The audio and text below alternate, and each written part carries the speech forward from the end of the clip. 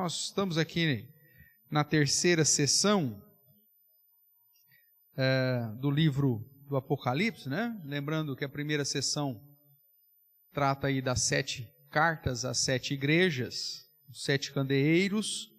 Depois, a segunda sessão do capítulo 4 até o capítulo 7, aí a questão dos 7 selos. E aí iniciamos no capítulo 8, que vai até o capítulo 11, as 7 trombetas. Então nós estamos aí nesse terceiro ciclo, só que sabemos que a palavra do Senhor, ela é tudo junto, misturado aqui, está tudo acontecendo ao mesmo tempo. E nós começamos a estudar então as trombetas, que são a resposta de Deus às orações dos crentes, trazendo ira e juízo, mesmo que momentâneo, mas ira e juízo sobre os ímpios. As trombetas tratam disso. Enquanto dos selos tratam da ação do crente em levar o evangelho, né? Esse primeiro cavaleiro que sai vencendo para vencer, levando o evangelho, e tem como reação toda a perseguição, as dificuldades e as lutas sobre si, inclusive morte. Nós vemos que agora esse povo, os crentes oram, clamam ao Senhor, e Deus, em resposta à oração, acaba enviando a sua ira e a sua justiça sobre o mundo, né? Então essas são as trombetas. E aí nós já tratamos da primeira, segunda, terceira, quarta trombeta, e aí quando abrimos a quarta trombeta, nós vimos aí um desfecho a mais, que é a águia que abre os 3 ais, né? Então, e aí nós vimos que a quinta trombeta trata justamente desse primeiro ai. E é assim que termina o verso 12 do capítulo 9. O primeiro ai passou, eis que depois dessas coisas vem ainda 2 ais. Então vamos ler a partir do verso 13, que é da onde que nós vamos caminhar aqui hoje. Então diz assim a palavra do nosso Deus. O sexto anjo tocou a trombeta, ou seja, a sexta trombeta, e ouvi uma voz procedente dos 4 ângulos do altar de ouro que se encontra na presença de Deus, dizendo ao sexto anjo, o mesmo que tem a trombeta: solta os 4 anjos que se encontram atados junto ao grande rio Eufrates. Foram então soltos os 4 anjos que se achavam preparados para a hora, para o dia, o mês e o ano, para que matassem a terça parte dos homens. O número dos exércitos da cavalaria era de 20.000 vezes 10 milhares. E eu ouvi o seu número. Assim, nesta visão, contemplei que os cavalos e os seus cavaleiros tinham couraças cor de fogo, de jacinto e de enxofre. A cabeça dos cavalos era como cabeça de leão, e de sua boca saía fogo, fumaça e enxofre. Por meio destes 3 flagelos, ou seja, o fogo, fumaça e enxofre, a saber, né, pelo fogo, pela fumaça e pelo enxofre, que saíam da sua boca, foi morta a terça parte dos homens, pois a força dos cavalos estava na sua boca e na sua cauda, porquanto a sua cauda se parecia como serpentes, e tinha cabeça, e com ela causavam dano. Os outros homens, aqueles que não foram mortos por esses flagelos, ou seja, o fogo, a fumaça e o enxofre, não se arrependeram das obras das suas mãos, deixando de adorar os demônios e os ídolos de ouro, de prata, de cobre, de pedra e de pau, que nem podem ver, nem ouvir, nem andar. Nem ainda se arrependeram dos seus assassínios, nem das suas feitiçarias, nem da sua prostituição, nem dos seus furtos. Ótimo. Então aí nós estamos diante do início, da introdução do segundo ai. O segundo ai, ele vai abrir mais 2 parênteses depois, né, que é a questão dos 7 trovões, do livrinho, depois a questão da medição do santuário, e aí você vai observar que só lá no final do capítulo 11, no versículo 14, é que você tem o fim do segundo ai. Veja o que diz aí Apocalipse 11, 14. Passou o segundo ai, eis que sem demora vem o terceiro ai. Então, nós estamos aqui na introdução do primeiro ai. As questões que ainda vamos tratar do capítulo 10 e capítulo 11 ainda estão dentro desse mesmo contexto. Então, deixa eu já colocar lá no meu slide aqui específico, para facilitar, né? Lembrando que os irmãos têm acesso aí à nossa página no YouTube, qualquer dúvida aí é só voltar, né? Então aí nós entramos na águia que traz os 3 ais, vimos que o primeiro ai vem associado à ação do próprio Satanás, né, que foi lançado da terra. Ele não tem mais a função de acusador, porque não tem mais o que acusar, né, é um negócio que é lógico até, não tem por que eu acusar aquele que não tem dívida mais. Jesus pagou pela minha dívida, não adianta nada o diabo ficar falando, o Herbert pecou. Jesus, está pago. O Herbert pecou de novo. Está pago, miserável. Está aqui, ó, na cruz. O escrito de dívida já foi rasgado. Então não tem porquê mais dele ficar lá no céu, né, acusando os santos, os justos. Então o que ele faz? Foi lançado por terra para agora agir aqui enquanto, nesse pouco tempo que lhe resta, né? E com ele, então, ele vem trazer a aplicação da consequência do juízo de Deus sobre um grupo específico de pessoas. Os irmãos se lembram que grupo é esse? Capítulo 9, verso de número 4. Então, o Satanás vem, abre o poço do abismo, né, o poço do inferno, sai um monte de demônio, e aí o verso 4 do capítulo 9 diz, e foi-lhes dito que não causasse dano à erva da terra, nem a qualquer coisa verde, nem a árvore alguma. Então, somente a quem? Aos homens que não têm o selo de Deus sobre a fronte. Ou seja, aqueles que não foram selados com o selo de Deus. Quem que é? Nós já vimos isso, né? Quem são os selados? Aqueles que passaram pela primeira ressurreição, aqueles que passaram pelo novo nascimento, pela regeneração, pela conversão, que ouviram do Evangelho da salvação, tendo nele crido, foram selados com o Santo Espírito da promessa, conforme diz Efésios capítulo 1, verso 13. Então, os crentes são aqueles que já receberam o selo de Deus na fronte. A ideia é que o pensar, o modo de agir, o modo de pensar, estão de acordo com o padrão de Deus. Agora, aqueles que não têm o selo de Deus na fronte são os descrentes, os não crentes, os ímpios. E é sobre esses que vem a trombeta e, consequentemente, os ais. Tudo bem? Voltando, então, aqui para a questão do primeiro ai, nós vimos ainda que, como é uma ação do diabo, seus demônios, somente sobre os ímpios, isso acaba limitando um pouco as possibilidades. Alguém poderia dizer, enfermidade, pastor. Mas crente também fica doente. É depressão, pastor. Mas tem cristão que passa por isso também. Né? É algo que vai doer, que vai fazer sofrer aquele que não tem o selo de Deus. Então tem que ser um negócio mais restrito aí ao ímpio. Então uma das possibilidades, que é aquela que eu me inclino, né, é que o primeiro ai trata das drogas, dos vícios. Porque o ímpio é que fica aprisionado a essa questão. E é ele que acaba sendo escravizado de tal forma que às vezes chegam a desejar a morte e a morte não vem. Né?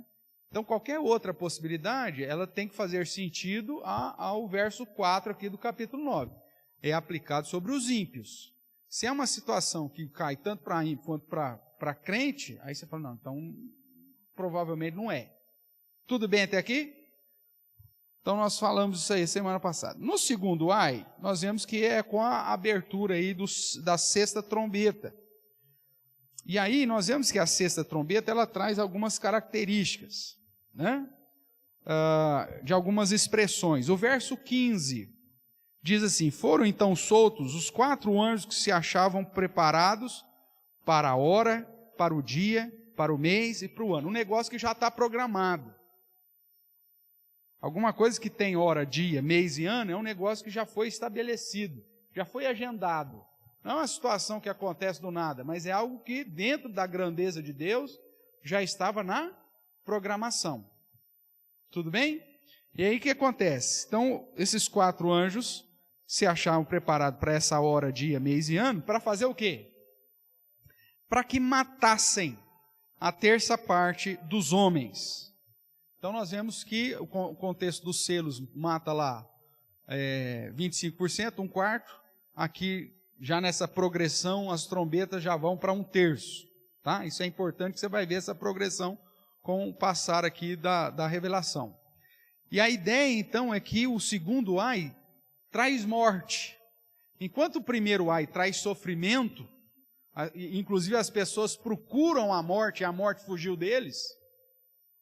O cara está lá, pele e osso, um cadáver ambulante, um zumbi, às vezes clamando pela morte e a morte não vem. O segundo ai já de cara diz que é para matar. E 1/3 já. Não é pouca gente, não. 33% do negócio. E aí, o que mais que ele fala? Né? Nessa visão, então, que ele teve, você vê cavalos e cavaleiros, que também são símbolos que apontam aí para guerra e para tudo mais. E eles tinham couraças, cor de fogo, de jacinto e de enxofre. E aí da boca, né, desses cavalos que tinham cabeças como de leão, isso aqui são tudo símbolos, tá bom? Mostra o poder, a força, né, tal. Da sua boca saía fogo, fumaça e enxofre. E esses 3 flagelos, fogo, fumaça e enxofre, foi morta a terça parte dos homens. Do que se trata fogo, fumaça e enxofre? Armas de fogo, né? Guerras, qualquer movimentação bélica. Né? Fogo, destruição. Né? Fumaça, a ideia de bomba. O enxofre, você sabe de onde que sai aí a pólvora e uma série de situações relacionadas à destruição. Tudo bem? Então, fogo, fumaça, enxofre aponta para a destruição por meio das guerras. Só que as guerras não acontecem assim, vamos fazer uma guerra. Segundo a visão bíblica, toda e qualquer guerra acontece na hora, no dia, e no mês, e no ano que já está estabelecido. É trombeta, irmãos. E uma das características desse ai, que é só a introdução, né? Porque está falando aqui da parte que acontece de um modo geral. É que os homens ímpios que vão morrer por essas guerras são alvos dessa ira de Deus. E os que sobrevivem, eles não se arrependem. Porque a trombeta, ela não tem o papel de gerar arrependimento no coração das pessoas. O ímpio vai continuar na sua impiedade e o justo vai continuar na sua justiça. Então acontecem essas tragédias terríveis aí que nós vemos, né, essas guerras, matando milhares e milhares de pessoas, e os que sobrevivem, você fala assim, agora o cara vai continuar, vai se arrepender e vai adorar a Jesus como seu verdadeiro Senhor. Não. Ele continua adorando os seus ídolos. Ele continua na prática da sua prostituição. E ele continua na prática dos seus roubos, da sua prática moral ilícita. Veja aí o que diz, né? O verso 20. Os outros homens, aqueles que não foram mortos por esses flagelos, não se arrependeram das obras das suas mãos. Eles não deixaram de adorar os demônios e os ídolos de ouro. Eles não deixaram de adorar os ídolos de prata. Eles não deixaram de adorar os ídolos de cobre, os ídolos de pedra, os ídolos de pau, que não podem ver, nem ouvir, nem andar. Está falando da idolatria. Ou seja, situações adversas acontecem sobre o mundo e as pessoas não se arrependem, não se convertem. Elas continuam adorando os seus próprios deuses. O que mais que é dito aí? Verso 21. Nem ainda se arrependeram dos seus assassínios, nem das suas feitiçarias, nem da sua prostituição e nem dos seus furtos. Ou seja, essas situações terríveis não geram arrependimento e conversão na vida das pessoas. As pessoas continuam sendo indesculpáveis diante de Deus, como diz Paulo, porque continuam adorando e servindo o Criador, ou melhor, a criatura, ao invés do Criador, o qual é bendito eternamente. Amém. Então, a sexta trombeta refere-se logo de cara, falando de matança, falando de que matasse a terça parte, falando de fogo, falando de fumaça, falando de enxofre. Então, aponta para guerras, para conflitos. E é toda e qualquer guerra que demonstra a insanidade humana em destruir o outro e a si mesmo. Segundo a palavra, 1/3 dos homens serão mortos, né? Uma outra relação que aponta para isso é que os anjos estão amarrados junto ao rio Eufrates. E desde Gênesis, né, o rio Eufrates é um símbolo dos ímpios, porque é onde passa os assírios, né? Samuel está estudando isso lá na escola. Os assírios, que é a antiga Babilônia, né? Que aponta para todo mundo ímpio. Então, é a ideia que a própria guerra é produzida pelos homens ímpios. A violência é produzida por eles. E eles não se arrependem desses seus assassinos. Eles não se arrependem da sua prática moral, mesmo quando eles não são atingidos, né, são mortos nessas guerras. Ao invés disso, eles continuam na idolatria, continuam na prática imoral, continua na prostituição, continua no furto, continua na corrupção ou em tudo aquilo que desagrada ao Senhor. Uma outra expressão, né, nós vemos que aqui as guerras são uma punição e uma advertência contra o ímpio. O segundo ai, da mesma forma que o primeiro, foca muito mais os ímpios e aponta para a realidade de que essa destruição ainda vai ser pior sobre eles. Mas mesmo assim, eles não se arrependem. Os 4 anjos maus, né, que agem aí sob a permissão de Deus, porque agem para matar.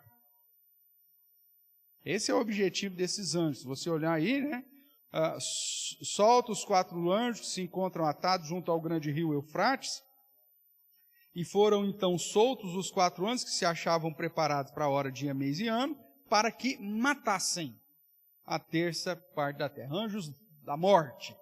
Eles vinham para matar. Tudo bem? O termo, como já disse, hora, dia, mês e ano, aponta para o fato de que Deus não é pego de surpresa nem quando o ímpio resolve viver na sua impiedade e agir de modo ímpio, causando guerras e conflitos. Deus, na sua grandeza, na sua soberania, não é pego de surpresa quando acontecem essas situações. E é algo assim do dia para a noite, né, irmãos? A gente simplesmente é surpreendido. Fala, a Rússia invadiu a Ucrânia. Foi do dia para a noite. Tanto é que se todo mundo soubesse que ia de fato acontecer, os ucranianos, ou as mulheres ucranianas já tinham saído de lá há muito tempo. Mas não, está lá.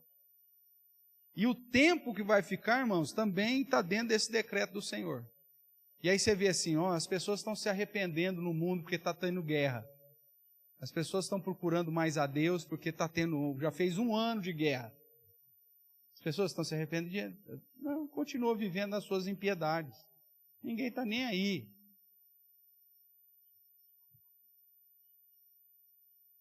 O ímpio, ele não tem nem empatia, né? Ele continua vivendo a sua vida e fazendo a sua prática de impiedade. Então, infelizmente, esse é o segundo ai, ou a introdução aí do segundo ai, em relação aos ímpios, né? Então, você vê, exército, cavalos, cavaleiros, são todos símbolos que apontam para exército, que apontam para essa questão de poder bélico. Então, enquanto o primeiro ai atormenta, traz sofrimento e tormento, o segundo ai mata. E tanto o primeiro ai quanto o segundo ai não tem caráter de conversão. Não gera mudança de vida nas pessoas. As pessoas continuam e às vezes ficam bravas ainda contra Deus. Se levantam contra Deus. Porque um sofrimento de alguém da família, ou porque está passando por uma situação de privação, de guerra e tudo mais. Então, as pessoas continuam. Expressão como nós falamos, né? Fogo, fumaça, enxofre, aponta para bombas, armas, pólvora. São todas expressões que conduzem para a guerra. Então, a consequência aí, não há arrependimento. Mesmo, irmãos, historicamente, é permitido por Deus. Isso. Ainda está dentro das trombetas, e lembrando que as trombetas são a resposta de Deus às orações dos crentes. A igreja foi perseguida, está sendo perseguida, morta injustamente por causa dos selos, e ela ora. E aí a taça, que são as orações cheias de incenso, chegam na presença do Senhor, e o Senhor, em resposta, envia as trombetas. Então, Ele permite. Agora, usa Satanás, usa esses anjos da morte aqui, para cumprir da aplicação da sua justiça, da sua ira sobre os ímpios, aqueles que não têm o selo. Ah, pastor, mas resvala sobre crente, tem crente que morre, tem. Aí você volta para o selo. Por isso que é tudo junto e misturado. Mas o foco aqui são as guerras, né? E, mais uma vez, quero reforçar que, apesar de ser a manifestação da ira de Deus, da justiça de Deus sobre os homens ímpios, eles continuam adorando a criatura, adorando os seus próprios deuses, os seus próprios ídolos, seja lá o seu ídolo de ouro, de prata, de cobre, de pau, de pedra, né? Na sua prática iníqua de prostituição, de assassinato, de roubo, fazendo tudo que não deve. Não reconhecem a Deus, tá? Então, o segundo ai aí aponta para essa sexta trombeta, para essas guerras, para essas contendas, que geralmente ceifa aí ou a maioria dos homens ímpios. Alguém uma vez perguntou, pastor, por conta disso, o cristão não deveria se envolver em guerra ou coisa desse tipo? Biblicamente falando, você não tem nenhuma proibição de que o crente se envolva nisso. Mas o principal foco do crente é outra batalha, meu irmão. É a batalha da proclamação do Evangelho. Nós temos que satisfazer aquele que nos arregimentou. Paulo, inclusive, usa termos no sentido de que somos soldados, aquele que nos arregimentou, mostrando que a nossa luta, a nossa guerra é outra. Se eu fizer da minha vida um instrumento para isso, para a guerra, como um verdadeiro cristão, talvez eu esteja focando, né, no ponto que não deveria. Agora, não, eu tenho a oportunidade de ir lá, de levar o Evangelho, de pregar o Evangelho. Esse é o principal luta do cristão. Agora, nada o impede dele servir ao Senhor, inclusive dentro das forças do exército, da aeronáutica, seja lá o que for. Não tem problema nenhum. Mas sabendo que o principal objetivo dele é glorificar a Deus através da proclamação do Evangelho. Tudo bem até aqui? Então vamos lá. Tratando aí da quinta e da sexta trombeta, de um modo mais geral, acho que o doutor Henrique vai dizer, né? A significação geral dessas trombetas é clara. Através de todo esse período, estendendo desde a primeira até a segunda vindas de Cristo, nosso exaltado Senhor Jesus Cristo castigará vez após vezes os perseguidores da igreja. Então, focando nessa questão das trombetas, é a resposta de Deus derramando ira e justiça sobre os ímpios que perseguem e matam a igreja, os crentes. Então, as trombetas é essa reação da ira de Deus, da amostra grátis de Deus, da ira dele. Por quê? Porque os ais que vêm especificamente sobre os ímpios, que não têm o selo, é incomparavelmente mais suave, né? É infinitamente mais tranquilo e suave do que o juízo final e a condenação eterna, que nós vamos ver lá, que é o terceiro ai. Né? Já adiantando aqui para você, pastor, e o terceiro ai? Ele não fala aqui, não fala por quê? Porque é a abertura do juízo final. Aí a aplicação eterna da condenação sobre os ímpios para por toda a eternidade. Aí é um ai eterno, um ai que não acaba. O primeiro ai trouxe sofrimento, o segundo ai trouxe morte, mas o terceiro ai não tem jeito de você fugir. Tudo bem? Mas isso a gente vai fundamentar lá na frente. Então, aí nós temos um intervalo ainda no segundo ai, que é o capítulo 10 e o capítulo 11. Então, o intervalo do capítulo 10 e 11 não interfere cronologicamente entre a sexta e a sétima trombeta, mas está acontecendo ao mesmo tempo. Enquanto Deus está aplicando a sua justiça e a sua ira sobre os ímpios, os perseguidores da igreja, o capítulo 10 e o capítulo 11 vai dizer, e a igreja, o que vai estar fazendo nesse período? O que está acontecendo com ela? Então vamos lá para o capítulo 10 aí, para entender a respeito desse anjo aí e do livrinho. Então, caminhar aqui no capítulo 10. Acompanhe a leitura. Vi outro anjo forte descendo do céu, envolto em nuvem, com o arco-íris por cima da sua cabeça.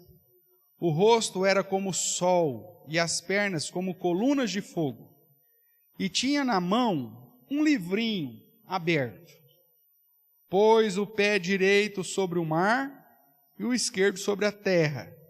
E bradou em grande voz, como ruge um leão.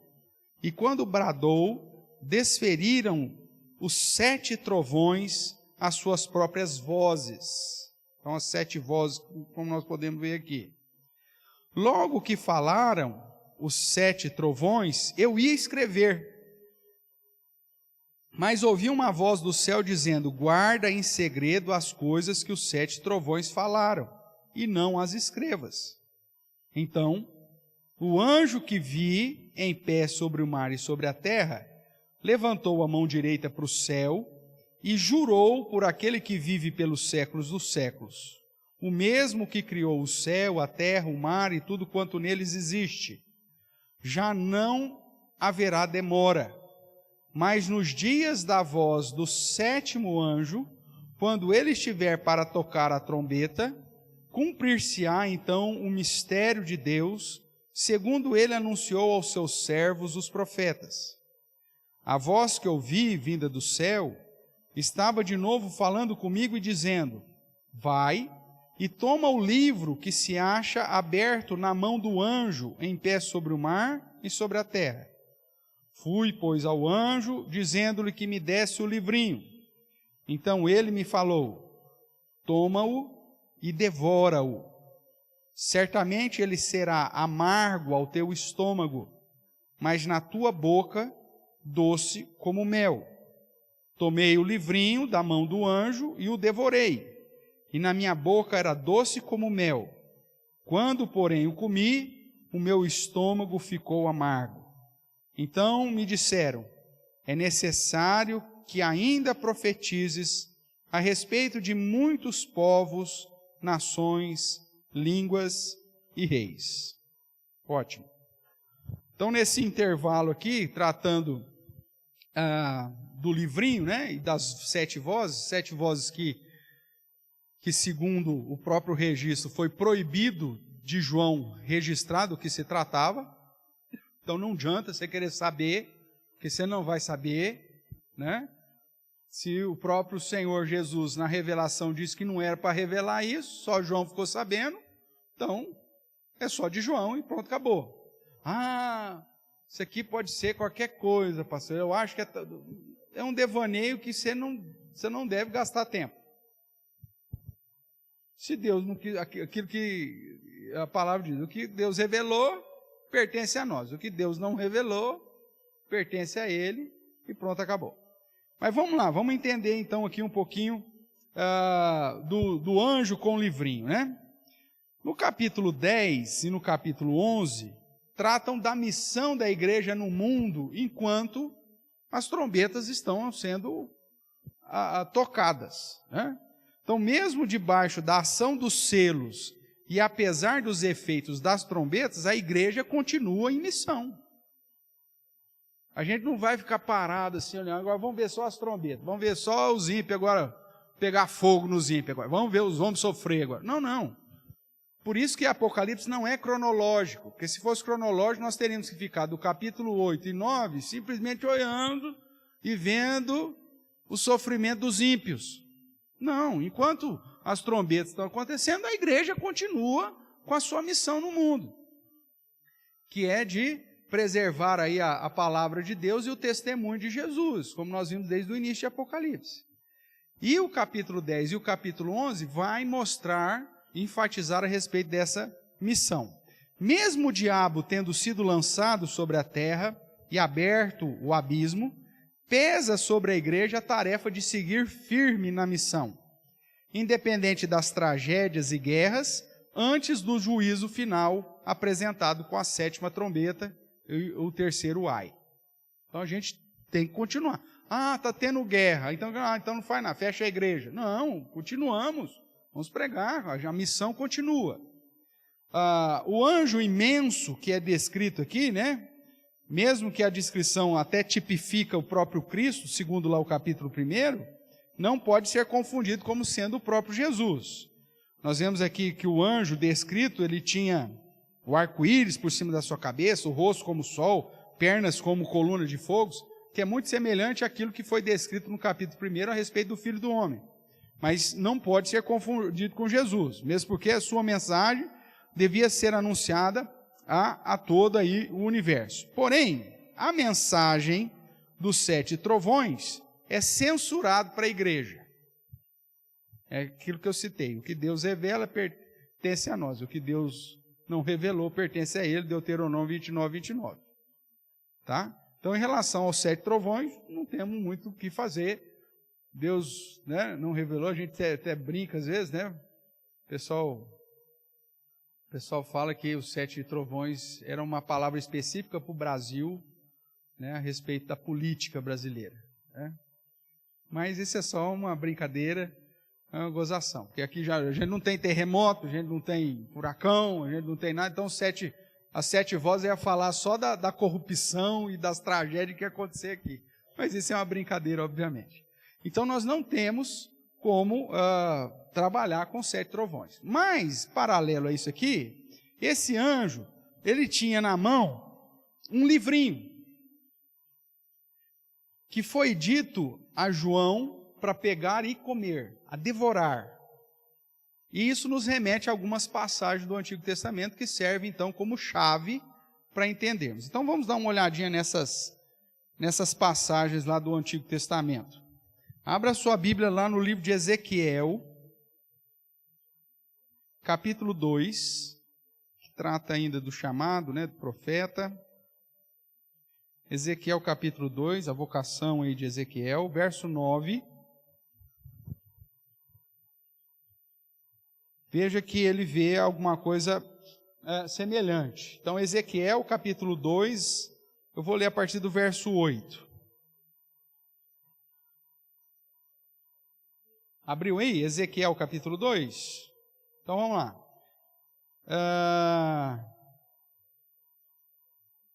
Tu, ó filho do homem, ouve o que eu te digo, não te insurjas como a casa rebelde, abre a boca e come o que eu te dou. Veja, a mesma ideia do comer alguma coisa. Verso 9, então vi, e eis que certa mão se estendia para mim, e nela se achava um rolo de um livro. Estendeu diante de mim, e estava escrito por dentro e por fora. Nele estavam escritas lamentações, suspiros e que mais? E ais, que é o contexto que nós estamos aqui. Então, veja que essa situação de um símbolo, de um livro ou de um rolo, dado a um profeta para ele comer, já acontece aqui, semelhante ao que estava acontecendo com João lá. Capítulo 3 ainda. Ainda me disse, filho do homem, come o que achares, come este rolo, vai e fala à casa de Israel. Então, abri a boca, e ele me deu a comer o rolo, e me disse, filho do homem, dá de comer ao teu ventre, e enche as tuas entranhas deste rolo que eu te dou. Eu comi, e na boca me era doce como mel. Tem alguma semelhança? Tem, né? Agora, o que era esse rolo aqui dado ao profeta? Uma palavra que ele tinha que pregar. Vai e fala à casa de Israel. Ou seja, ele estava se alimentando de um livro, da palavra, para poder falar aos crentes, fala à casa de Israel. Não foi dado para ele falar aos gentios, não foi dado para ele falar ao egípcio, aos babilônios, seja lá quem foi. Vai, come e fala à casa de Israel. Então o que acontece? Enquanto as trombetas estão vindo como ação de Deus, né? E a Márcia até me pergunta aqui no chat que se esses 4 anjos libertados são demônios. A Bíblia não deixa claro, mas são anjos maus, provavelmente demônios, porque eles vieram com a característica específica de matar, né? Então, enquanto está acontecendo, né, os ais estão acontecendo, as trombetas estão acontecendo, a igreja, ela precisa continuar se alimentando do livro para poder fazer o quê? Falar aos crentes, anunciar a casa de Israel, fortalecer a fé, o ânimo daqueles que têm o selo do Senhor. Vamos deixar isso um pouco mais claro aí. Veja lá o Salmo 119. Você entender que é esse livrinho aí do que está realmente falando. Salmo 119, o verso é de número 103.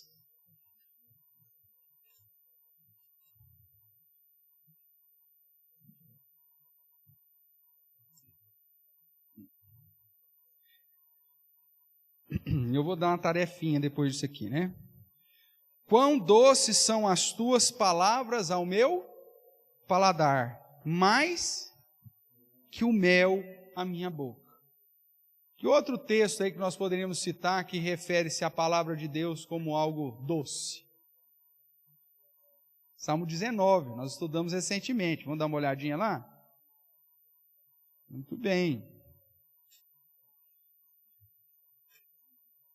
Salmo 19, o verso 10.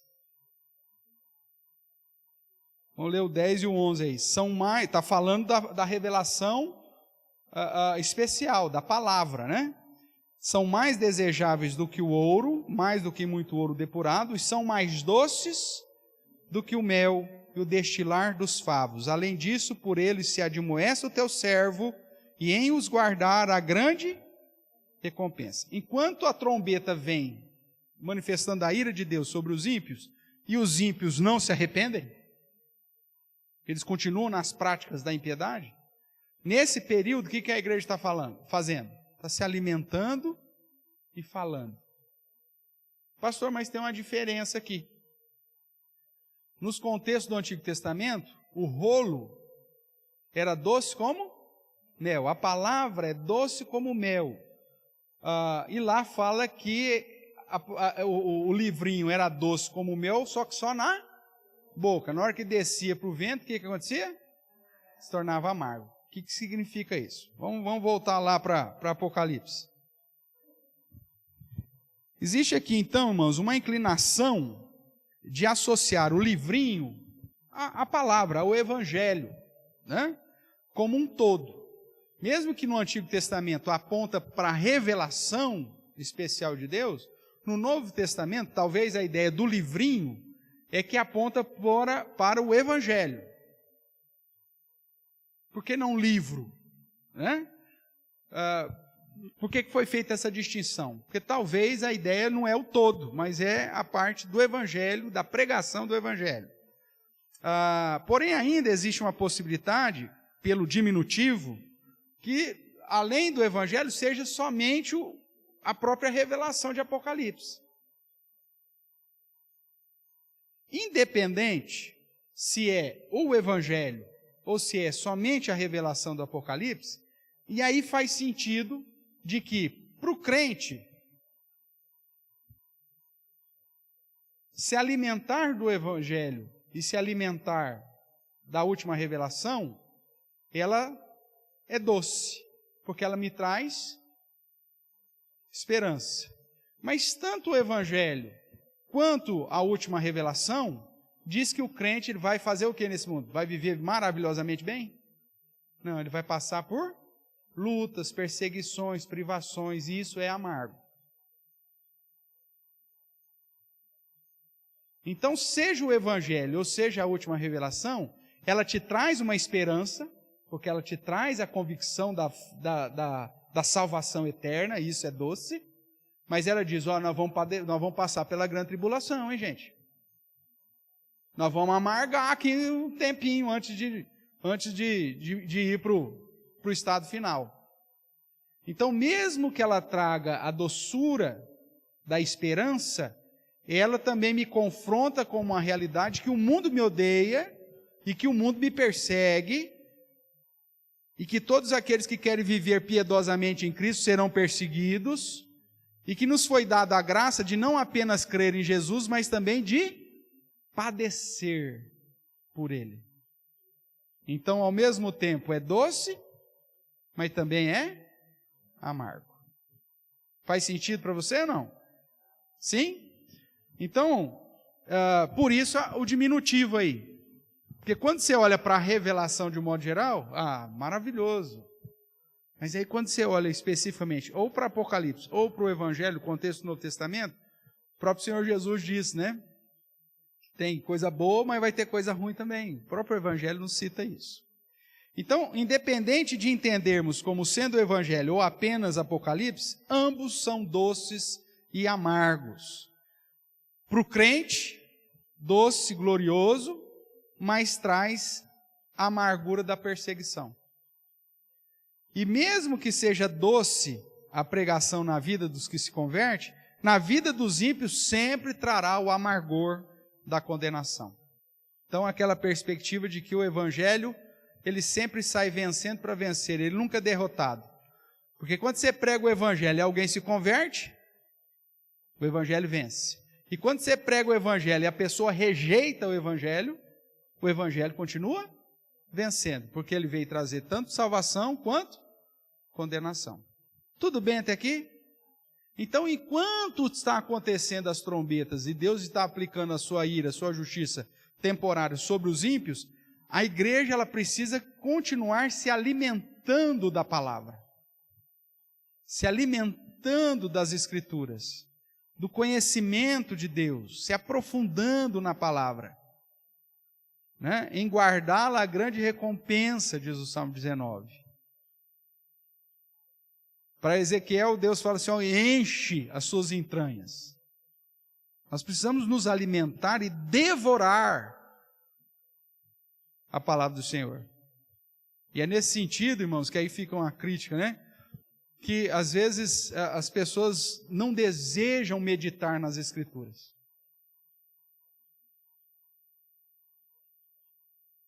E fica a crítica ainda até maior por alguns pastores que, ao invés de trazer um alimento para a igreja, o cara fica inventando moda e fazendo rodopio aí por aí, ou falando coisa que não tem nada a ver. Faz da igreja simplesmente um lugar de ludibriação. Não está dando nada. A pessoa vem com a barriga vazia e volta com a barriga vazia. Né? E às vezes pastores, inclusive, que você chega e fala, viu, mas o que... Ah, não vamos estudar isso, não é muito difícil. Eu não entendo nada. Então, cuidado. A igreja, nós vamos estar passando por todas essas situações, e qual que é a maneira de nós estarmos preparados para todas essas? Nos alimentando, comendo do livro, né? Seja do Evangelho, seja do Apocalipse, ou seja do contexto da revelação geral. É nos alimentando dela que eu vou estar preparada para os baques da vida. Aí você chama as pessoas para vir estudar a Bíblia, nossa, estou cansado. Tá. Irmãos, a única coisa que vai permanecer, que não passa, é aquilo que o Senhor revelou para nós, irmãos. O resto tudo vai passar. E é por isso que os crentes às vezes são abalados, porque não têm conhecimento. O Espírito Santo vai nos confortar e nos consolar mediante aquilo que nós conhecemos. Como que ele vai fazer você lembrar de um texto tão importante para o conforto da sua vida se você nunca leu esse texto? Né? Então, cuidado. A exortação é, enquanto o Apocalipse está acontecendo, e nós estamos vivendo o Apocalipse, os crentes, os que têm o selo de Deus, precisam se alimentar da palavra. Devorar é o termo aqui.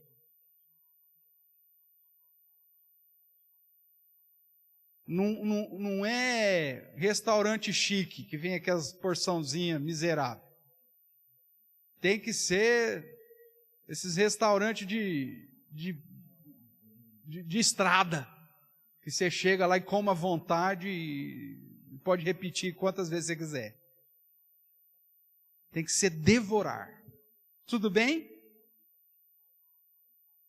Aí nós vamos para o capítulo 11. Vamos lá que vocês estão... Oi?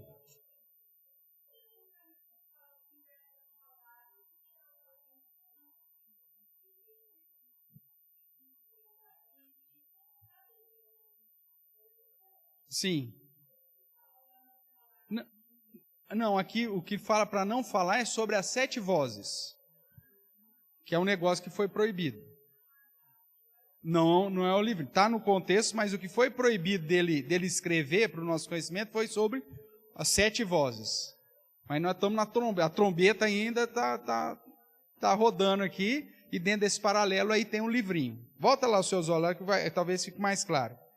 Então, o capítulo 10, o que foi proibido aí, verso 4, né? Logo que falaram os 7 trovões, eu ia escrever, mas aí uma voz do céu dizendo, guarde em segredo as coisas que os 7 trovões falaram e não as escreva. Então, o que foi proibido foi revelar o que significa os 7 trovões. Mas aí depois aparece o símbolo aqui do livrinho, e ele diz para comer desse livrinho, para encher, e aí ele fala, ó, era doce para mim na boca, amargo no ventre, por conta dessa questão, né, tanto da esperança, mas como também da perseguição, e a conexão do falar, aí nós fazemos com o link lá em Ezequiel, tá? Então, mas aí, por quê? Porque a palavra foi dada para ser anunciada mesmo. Aí o capítulo 11, irmãos, vamos lá, vamos fazer a leitura aqui.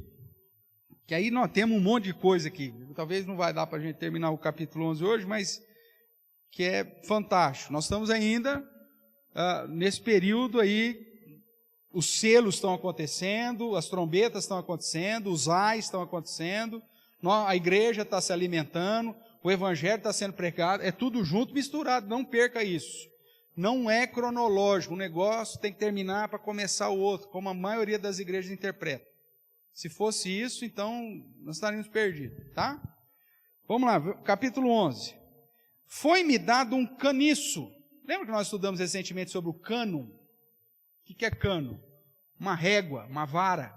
Então foi dado um caniço semelhante a uma vara. Foi dado uma régua para ele. Tudo bem? E também me foi dito, dispõe-te e mede o santuário de Deus, o seu altar, e o que mais? E os que naquele adoram, os que no altar adoram. Mas deixa de parte, ou seja, não meça o átrio exterior do santuário, não o meças, porque ele foi dado aos gentios. Lembrando que gentios aqui, e muitas vezes é sinônimo de ímpio, tá? Gentios, em alguns momentos no Novo Testamento, é sinônimo de ímpio, tanto que quando Jesus fala como você deve tratar o irmão que está em pecado, vai e conversa com ele. Se ele se arrependeu, ganhaste o irmão. Se ele não se arrependeu, leva 2 ou 3 testemunhas. Confronta lá. Se ele se arrependeu, ganhaste o irmão. Se ele não se arrependeu, traga a igreja. Se mesmo depois a igreja exortar, o cara não se arrependeu, não mudou de vida, considera-o como o quê? Gentil e publicano, que eram expressões para descrentes. Tudo bem, hein? Quem que é que você chamou de gentil aí, que o Roberto está rindo? Então tá bom. Então, gentil, muitas vezes é usado como sinônimo de ímpio, de não crente. Então, o que ele está falando? Deu uma trena lá para João, falou assim, você vai medir o santuário de Deus, o altar. Só que você não vai medir só o altar, você vai medir o altar e aqueles que adoram nele, os adoradores. Você vai medir essa turma. Só que você não vai medir a parte externa do templo. Porque essa parte foi dada para os gentios. Porque esses que não são crentes. Tudo bem até aqui? Então vamos lá.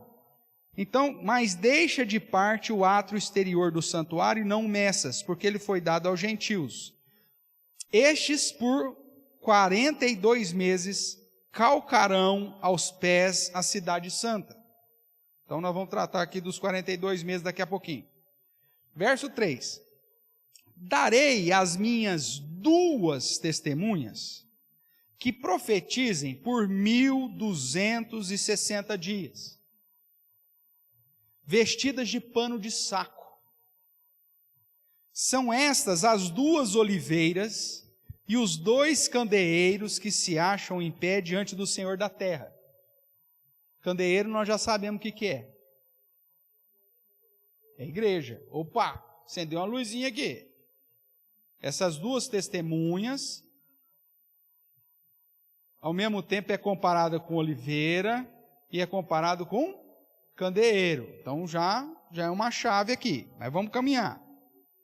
Se alguém pretende causar-lhes dano, sai fogo da boca ou da sua boca e devora os inimigos. Sim, se alguém pretende causar-lhes dano, certamente deve morrer. Elas têm autoridade para fechar o céu, para que não chova durante os dias em que profetizarem. Isso aqui te lembra de alguma coisa? Quem que falou para não chover e não choveu? Profeta? Elias. Lembra?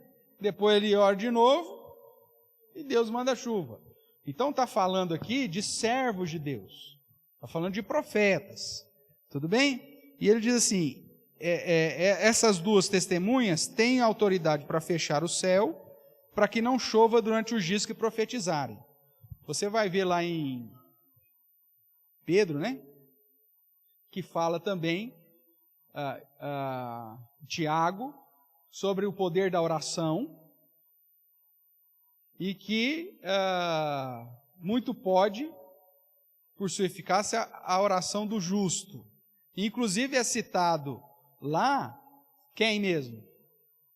O profeta Elias, que era homem como a gente, e que orou e que aconteceu. Então que nós também podemos orar e as coisas acontecer. Então vai atrelando tudo isso aí, conforme vai lendo, vai relembrando tudo isso aí. O que mais?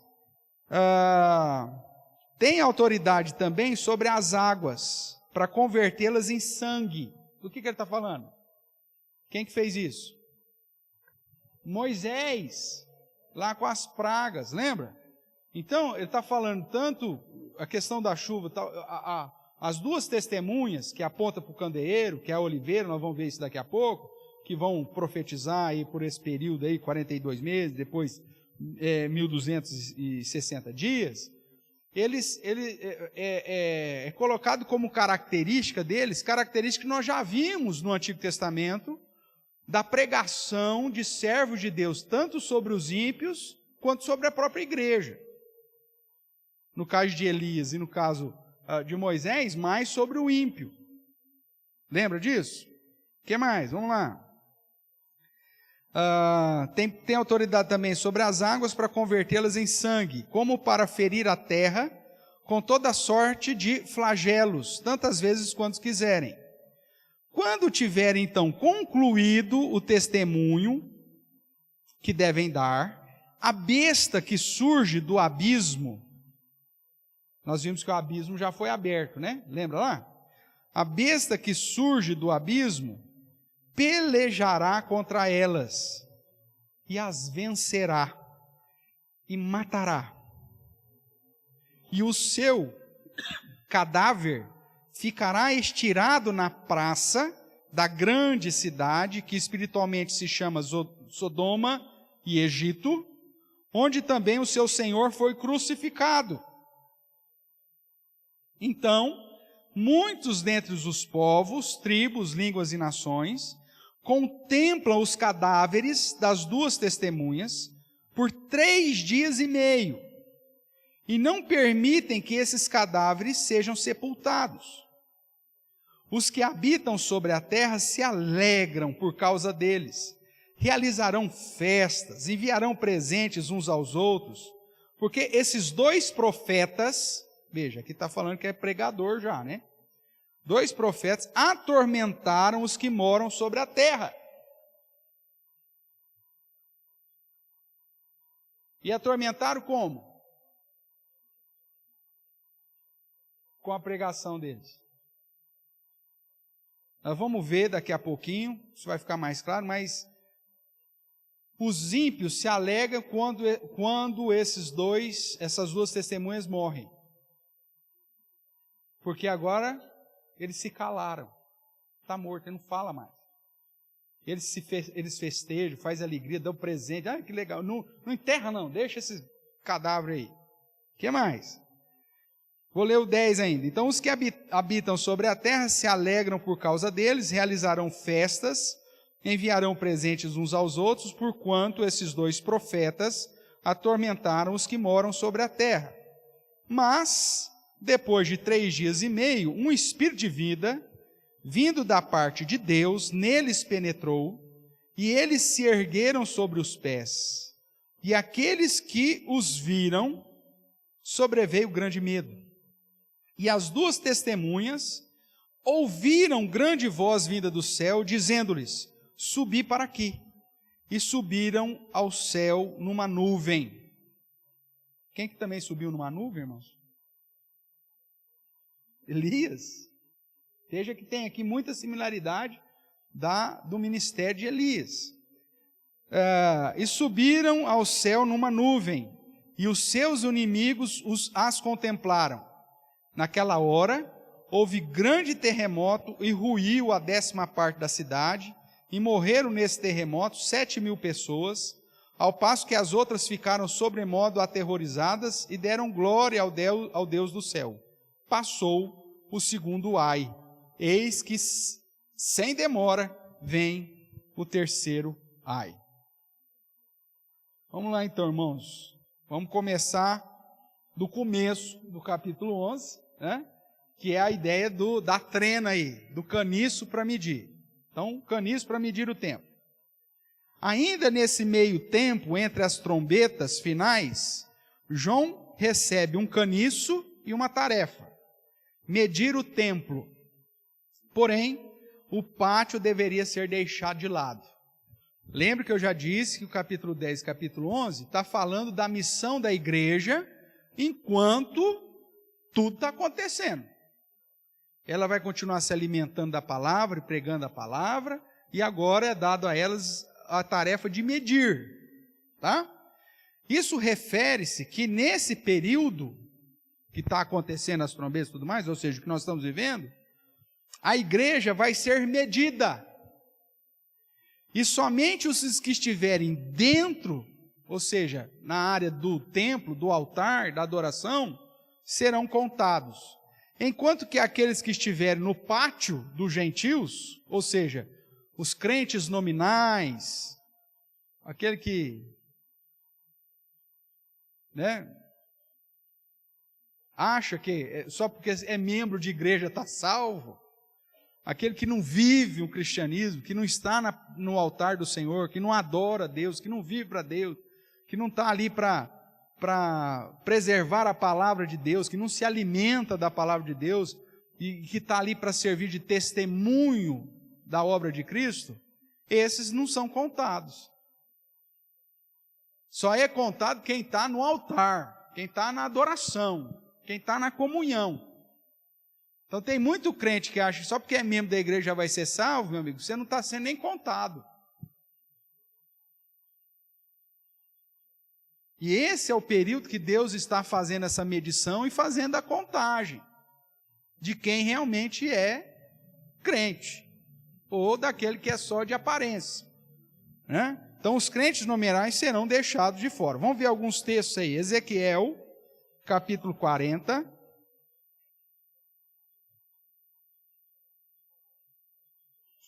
Verso 5.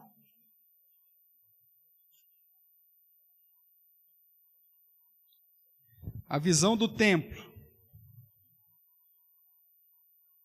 A visão aqui de Ezequiel diz assim no verso 5. Vi um muro exterior que rodeava toda a casa, e na mão do homem uma cana de medir de 6 côvados, cada um dos quais media 1 côvado e 4 dedos.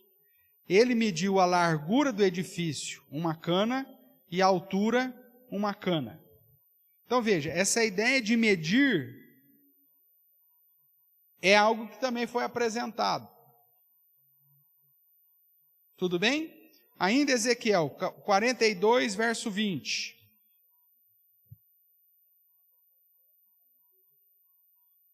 E todos os textos estão falando de que aqueles que estão dentro do templo, aqueles que são do Senhor, tá bom? Capítulo 42, verso 20. A gente está dentro da mesma visão ainda. Mediu pelos 4 lados. Havia um muro em redor de 500 canas de comprimento e 500 de largura, para fazer separação entre o quê? O santo e o profano. Ezequiel é chave para você entender Apocalipse 11. Porque foi dado também na visão de Ezequiel a mesma cana para medir e tal. E o objetivo da medição era fazer o quê? Separar o santo do profano. É o santo do ímpio? Não, é o santo do profano, aquele que parece santo, mas não é. Tudo bem? O termo é um termo intermediário aqui, não é um termo de impiedade, daquele que rejeita, mas é aquele que tem aparência, mas não é. Então o objetivo da medição é separar o santo, o crente verdadeiro do nominal. O côvado é isso. Mas aqui é só um símbolo, tá? Mas a ideia é que foi medido para separar entre o santo e o profano. Vamos lá para Zacarias. Nós já estudamos isso aqui também, quando pregamos aí recentemente, sobre todo o livro dos profetas pós-exílio. No capítulo 2, verso 1, nós vemos a terceira visão de Zacarias, que tem a mesma ideia, que diz assim, Zacarias 2, tornei a levantar os olhos e vi, e eis um homem que tinha na mão um cordel de medir. É a mesma ideia.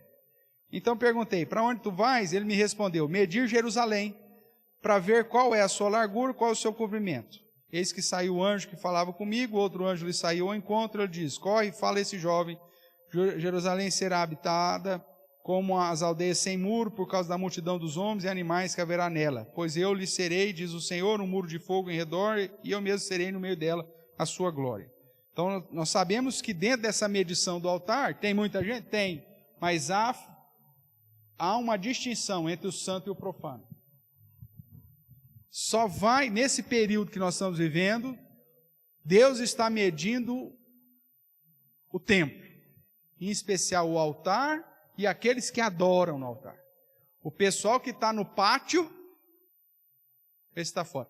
A nossa igreja, graças a Deus, não tem muito essa característica, mas eu quando seminarista, nós trabalhamos na igreja presbiteriana de Vicente Carvalho, a igreja é uma igreja grande, e havia muita gente lá, que eu não sei nem por que estava lá, mas tinha gente que ia lá na igreja. Talvez porque a igreja era grande, tinha muita gente e tal.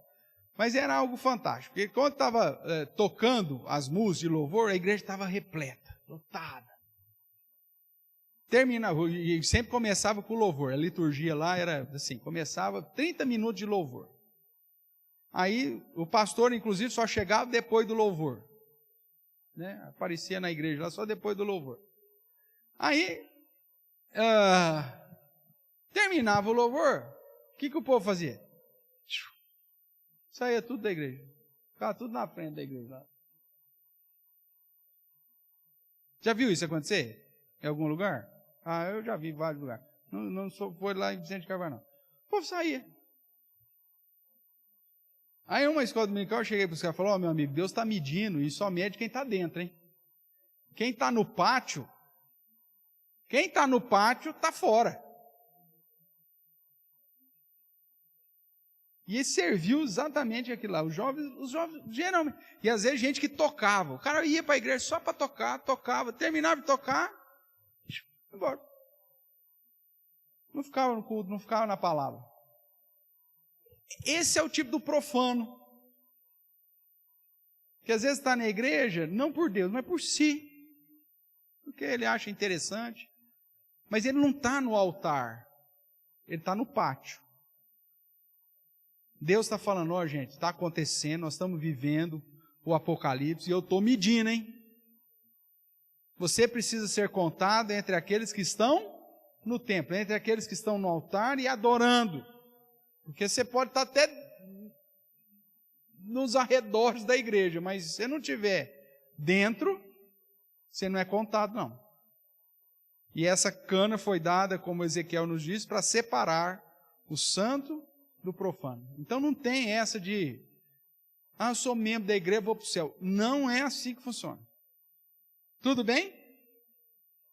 Então vamos caminhar aqui. Então, portanto, a medição do santuário significava separar o santo do profano. Deus está falando, o Apocalipse está acontecendo e eu estou olhando, eu estou medindo, você precisa estar dentro do templo, dentro do altar. E aí ele vai nos dar alguns dados. Vamos lá, volte aqui para o Apocalipse capítulo 11. Ainda sobre o caniço, né? Então, deixa a parte exterior do santuário, não meça, porque foi dado aos gentios. Eles, pois, por quanto tempo? Verso 2 aí diz, 42 meses. Você sabe muito bem que dentro, nós já estudamos isso também, que dentro do calendário judaico, que é lunisolar, diferente do nosso, que é só solar, os meses sempre têm 30 dias.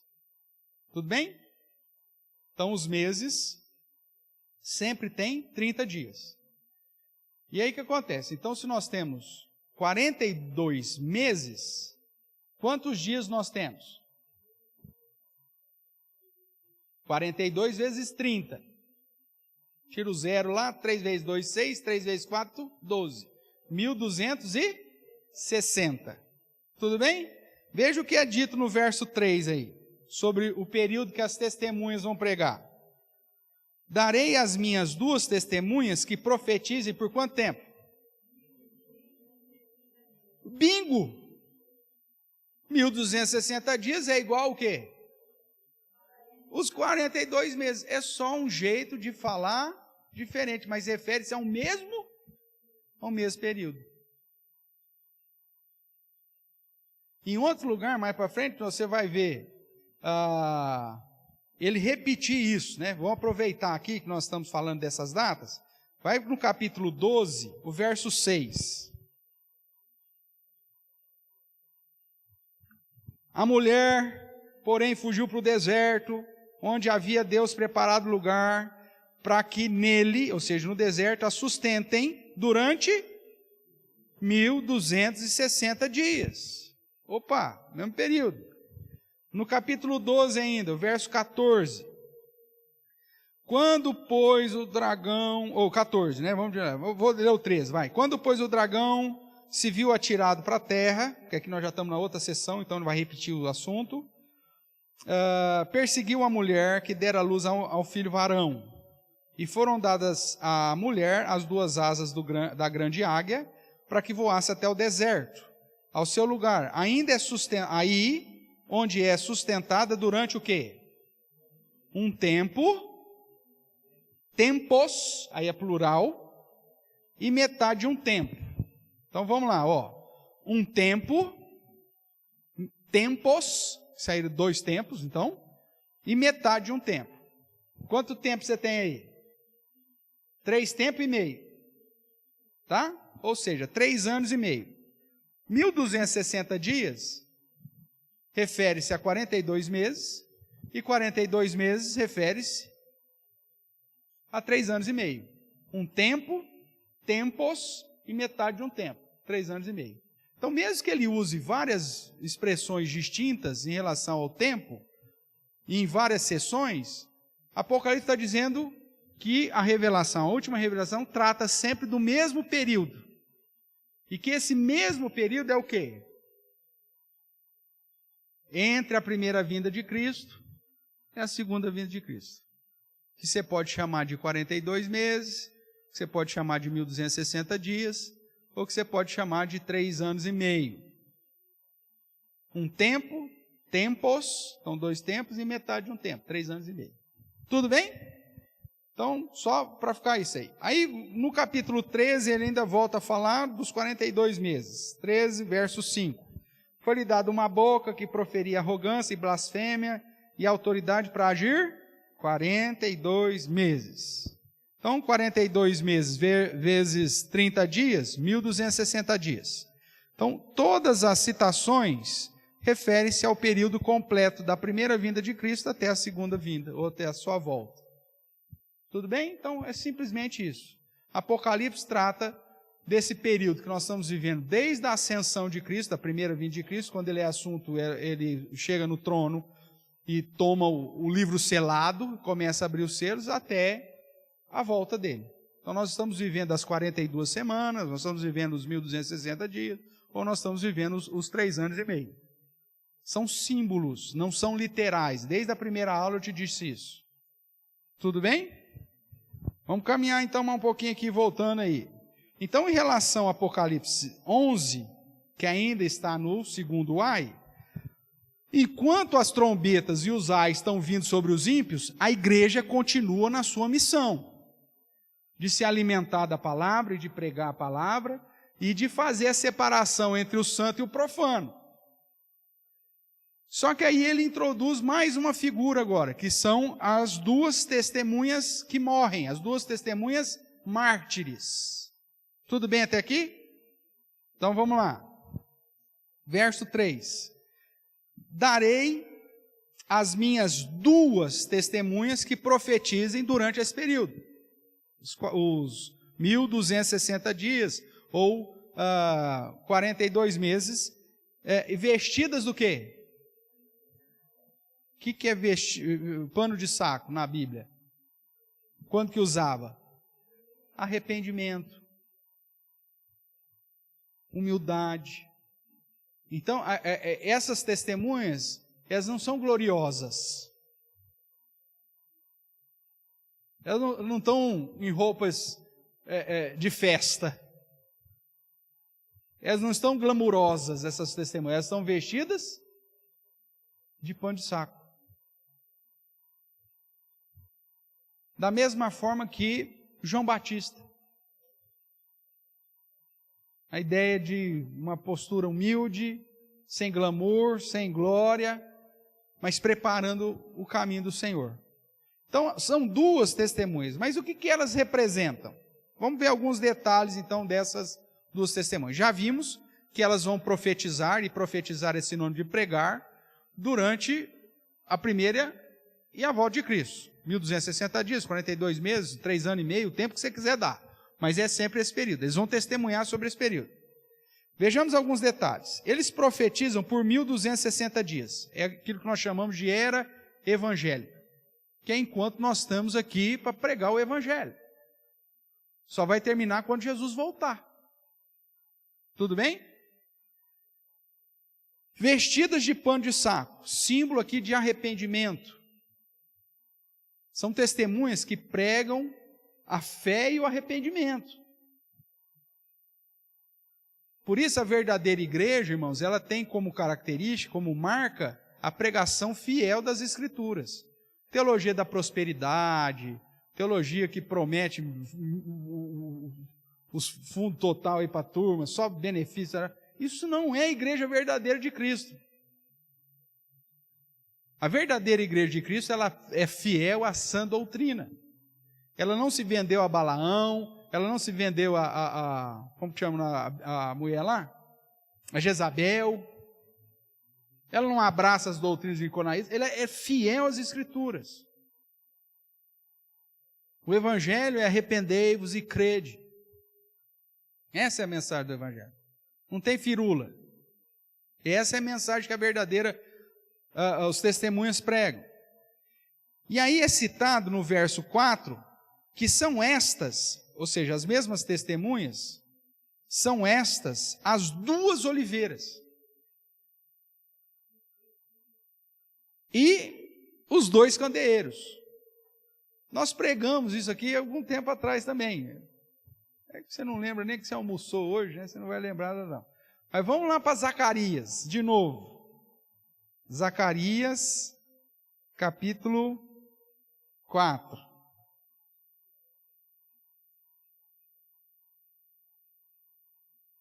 Essa visão aqui de Zacarias é fantástica, das duas oliveiras.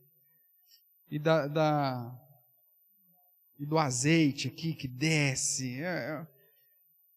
Eu vi uma representação, alguém desenhou isso aqui uma vez, eu achei fantástico. Mas vamos lá. Nós estamos na quinta visão, o candelabro de ouro, ou candeeiro, né? O pessoal da sociedade aqui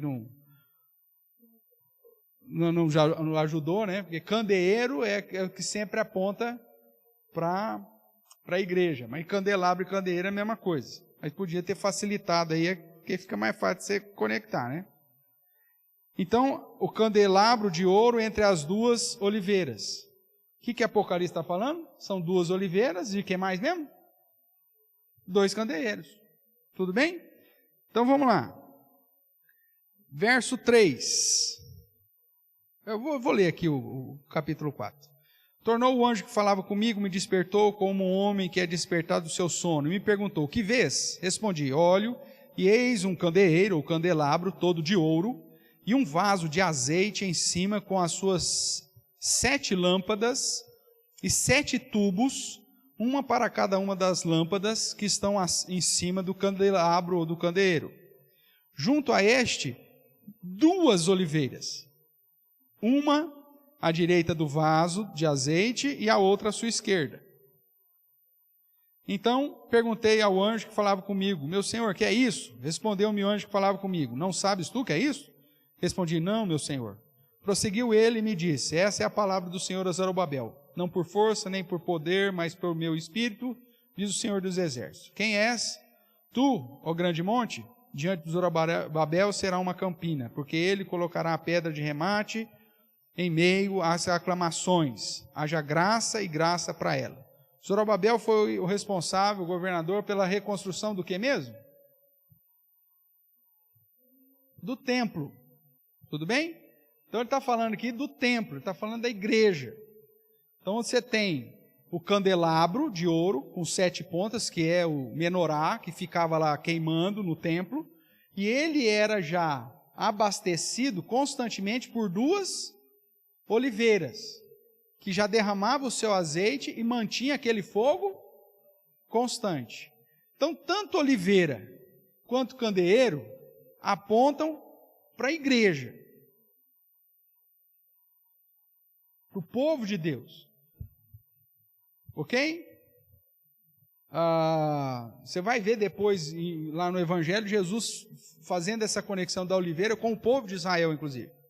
Verso 11 aqui, vamos dar um saltinho aqui. Prossegui e lhe perguntei, que são as duas oliveiras, à direita e à esquerda do candelabro? Tornando a falhar, perguntei, que são aqueles dois raminhos de oliveira que estão junto aos dois tubos de ouro, que tem de si azeite dourado? E ele me respondeu, não sabe o que é isso? Eu me disse, não, meu senhor, não, meu senhor, não sei. Então ele disse, são os dois ungidos que assistem junto ao Senhor de toda a terra. São as duas testemunhas. Então há uma conexão de Zacarias com aquilo que João está querendo nos explicar lá em Apocalipse. Então as duas oliveiras, os dois candeeiros são ao mesmo tempo os dois ungidos, as duas testemunhas, que é tudo a mesma coisa. E quem que são então essa turma? Vamos lá para Romanos, capítulo 11. Talvez nos ajude a entender aí quem são as oliveiras. Apesar de que em Romanos ele tratar de uma oliveira só, são duas também, mas de uma oliveira só, porque elas estão juntas, né? Romanos 11, a partir do verso 11. Romanos 11, 11. Pergunto, pois, porventura tropeçaram para que caísse? De modo nenhum, mas pela sua transgressão veio a salvação aos gentios, para pô-los em ciúmes. Está falando aqui do judeu e do gentil. Ora, se a transgressão deles, ou seja, do judeu, redundou em riqueza para o mundo, e o seu abatimento em riqueza para os gentios, quanto mais a sua plenitude. Dirijo-me a vós outros, que sois gentios, visto, pois, que eu sou o apóstolo dos gentios, glorifico o meu ministério, para ver se de algum modo posso incitar a emulação os do meu povo, ou seja, dos judeus, a salvar alguns deles. Porque se o fato de terem sido eles rejeitados trouxe reconciliação ao mundo, que será o seu restabelecimento, se não vida dentre os mortos? E se foram santas as primícias da massa, igualmente o será a sua totalidade. Se for santa a raiz, também os ramos o serão. Se, porém, presta atenção agora, alguns dos ramos foram quebrados, e tu, gentil, sendo oliveira brava, fostes enxertados em meio deles, e se tornaste participante da raiz e da seiva da oliveira, não te glories contra os ramos. Porém, se te gloriares, sabe que não és tu que sustenta a raiz, mas a raiz a ti. Dirás, pois, alguns ramos foram quebrados, para que eu fosse enxertado. Bem, pela sua incredulidade foram quebrados. Tu, porém, mediante a fé, está firme. Não te ensoberbeças, mas teme. Porque se Deus não poupou os ramos naturais, também não te poupará. Considerai, pois, a bondade e a severidade de Deus para com os que caíram. Severidade, mas para contigo a bondade de Deus. Se nela permaneceres, de outra sorte, também tu serás cortado. Eles também, se não permanecerem na incredulidade, serão enxertados, pois Deus é poderoso para enxertar de novo. Pois se fostes cortado daqui, por natureza era oliveira brava, e contra a natureza enxertado em boa oliveira, quanto mais não serão enxertados na sua própria oliveira aqueles que são ramos naturais? O que ele está falando aqui? O povo de Israel é comparado aqui a uma oliveira, que é o povo do Antigo Testamento. Quando Jesus vem e faz a sua obra, e ele então promete derramar o Espírito Santo e manda os seus discípulos agora pregar para todo mundo, e de fazer discípulos de todas as nações, segundo Paulo, os gentios foram incluídos no mesmo povo, os judeus. Nós fomos incluídos junto com os judeus. uma oliveira. Pegou galhos da oliveira brava, que eram os gentios, e enxertou na oliveira boa, que era aquela que Deus trouxe dos judeus. Então, a oliveira representa o povo de Deus. Duas oliveiras refere-se tanto ao povo do Antigo Testamento, o judeu, e o povo dos cristãos. Mas a ideia é que é uma oliveira só.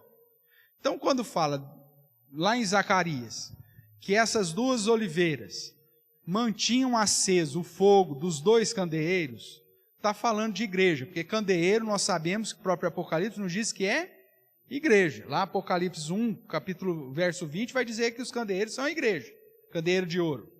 Então, falar que as duas testemunhas, ou os dois ungidos, são as duas oliveiras e são os dois candeeiros, está dizendo que essas duas testemunhas é quem?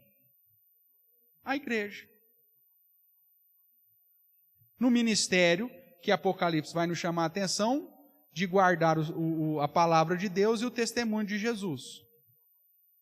Então, usa-se o símbolo de duas testemunhas, por quê? No Evangelho você vai ver também, quando Jesus envia os seus discípulos, envia como? De dois em dois. Então são símbolos.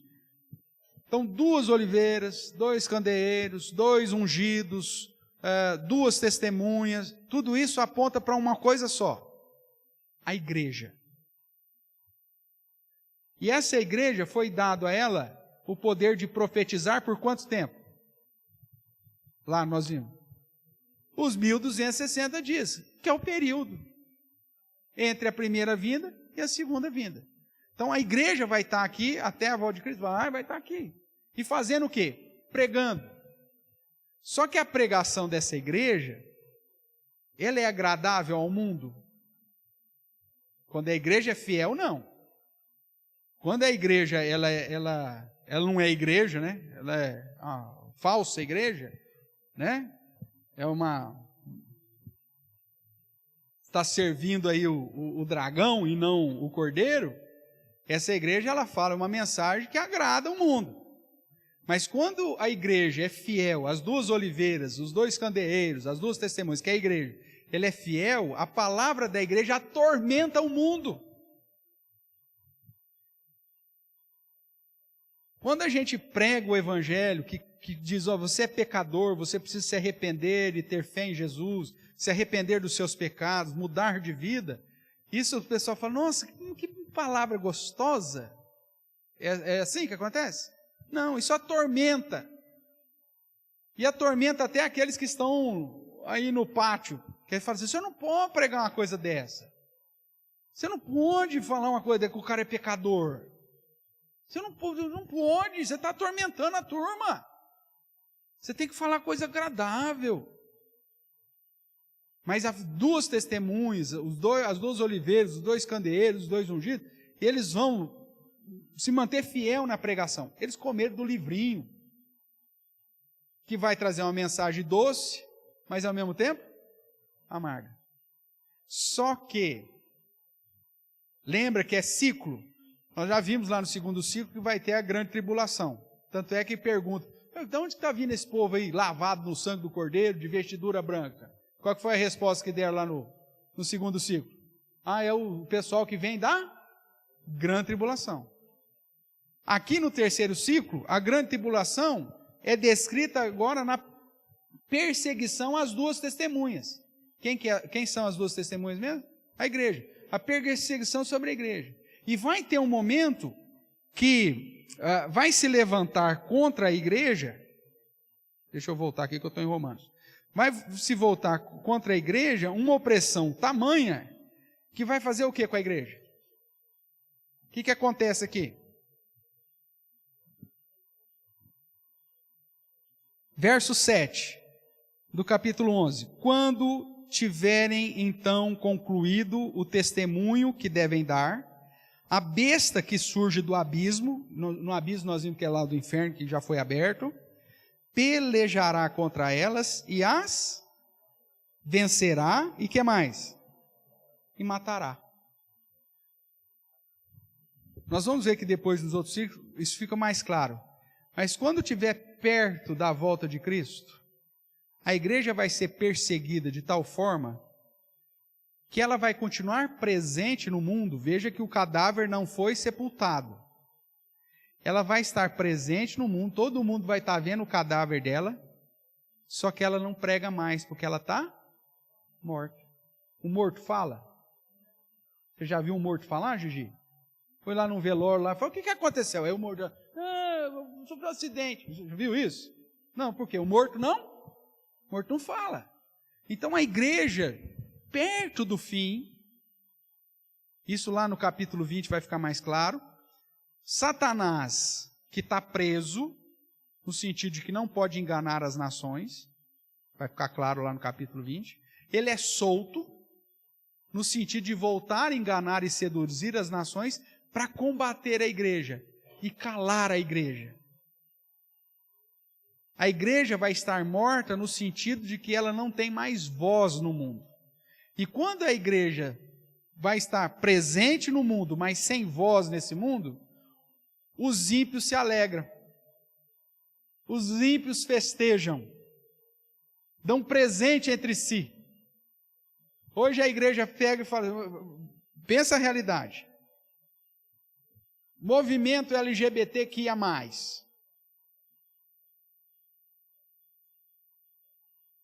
Parada gay. São todas práticas promíscuas e contrárias àquilo que a palavra de Deus nos revela. Aí a igreja fala assim, não, Deus criou homem e mulher, macho e fêmea. Deus colocou como padrão, o padrão heterossexual. Deixa o homem, seu pai e sua mãe, se une à sua mulher, tornando-se os dois uma só carne. É um padrão monogâmico, de um homem e de uma mulher. O que o mundo fala? Então vocês têm razão. Gente, obrigado que vocês falaram isso. O que elas fazem hoje? Dão risada na nossa cara. E aí, falam um monte de é homofóbico, é não sei o quê, é intolerante, é isso, é aquilo lá. E a igreja, ela se levanta, gente, está errado isso. E as pessoas dão ouvidos hoje? Não. Houve um tempo em que se levantava alguma prática contrária, a igreja se posicionava diante do mundo e as pessoas respeitavam a igreja. Hoje o que os caras fazem? Invadem a igreja, desrespeitam o culto, fazem pichações nas igrejas, entram no meio do culto lá e começam a se beijar. Tantas e tantas histórias que nós já vimos. Né? Entram em outras denominações, pegam lá símbolos cristãos e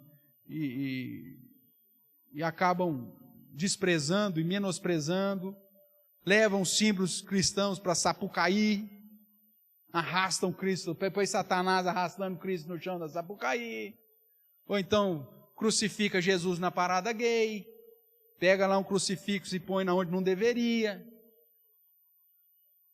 Entendeu? Então aí você fala assim, aí a igreja fala, não, mas isso está errado. O que eles fazem? Eles se alegram, dá risada na nossa cara. A igreja está presente no mundo, mas não tem mais voz. Isso quando estiver chegando perto do fim.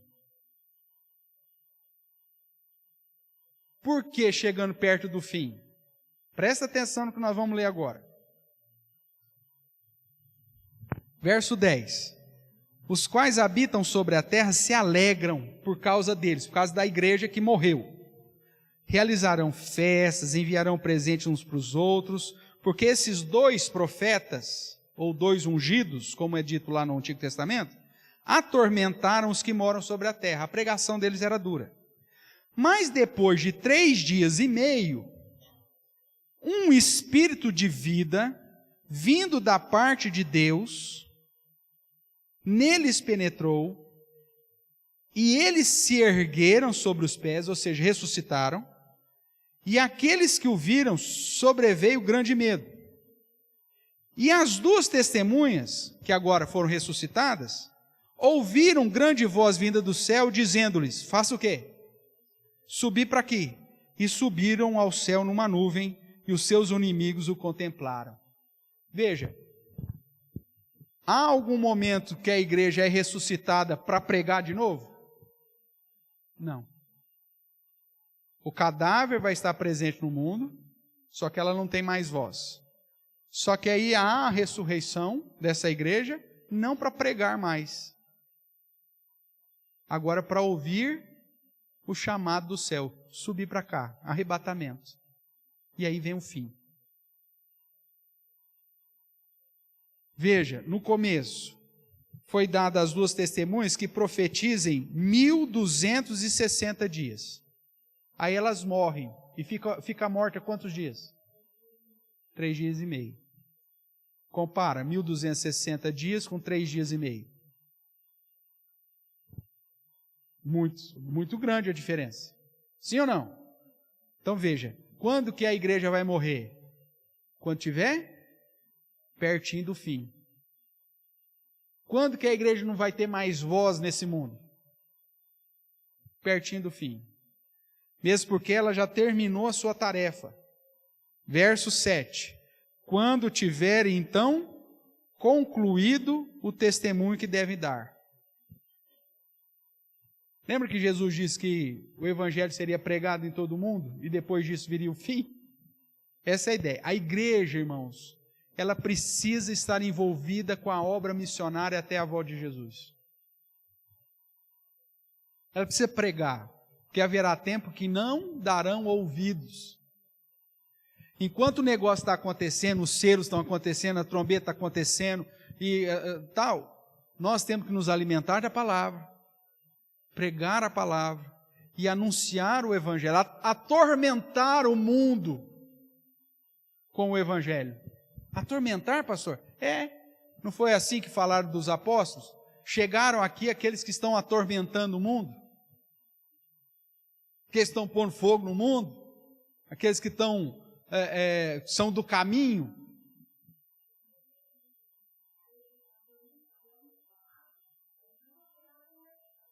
Não, haverá. Nesse período haverá conversão. Mas os ímpios, mesmo vendo tudo isso, eles não se convertem. E eles se levantam contra nós. Eles se sentem atormentados por nós. Aí é. Não, aqui está tudo funcionando. Só que nesse ciclo, o foco são os ímpios. No segundo ciclo, sai vencendo para vencer. Então você vai pregar o evangelho, vai ter gente convertendo. Inclusive na grande tribulação, tem gente indo para o céu na grande tribulação. É o segundo ciclo. Nós estamos no terceiro. Qual que é o foco do terceiro ciclo? Os ímpios. E o que a igreja faz enquanto Deus está pesando a mão nos ímpios, os ímpios estão sendo atormentados pela pregação da igreja.